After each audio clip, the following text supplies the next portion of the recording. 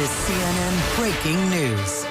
Привет, с вами Вилсаком из Купертино со срочными новостями. Apple выпустила релизную версию iOS 8.3, и вот незадача. Если вы до этого ставили паблик бету через профиль, то у вас могут возникнуть неприятности. Какие? Ошибка при попытке обновления по воздуху с последней беты на релизную версию. Что делать? Паника. А на самом деле все очень просто. Заходим в настройки, основные, крутим в самый низ профиля и удаляем iOS Beta Software Profile. В принципе, этого достаточно, но на всякий случай я бы рекомендовал перезагрузить устройство для того, чтобы, прям наверняка. Причем вы сейчас видите жесткий ресет, нужно зажать на 10 секунд одновременно клавишу Power и Home, не обязательно делать именно так, достаточно обычной перезагрузки, я просто привык. Все, что нам осталось сделать, это зайти в настройки, обновление ПО, выбрать обновление до iOS 8.3, откинуться в кресле и ожидать установки iOS 8.3 без багов и с русской Siri. А с вами был Вилсаком. Видите, как удобно, когда вы подписаны. Если вы этого еще не сделаете, то прямо сейчас у вас есть возможность исправиться. И подписывайтесь на мой Twitter, там все самые быстрые новости из мира Apple. Все ссылочки найдете в описании. Пока.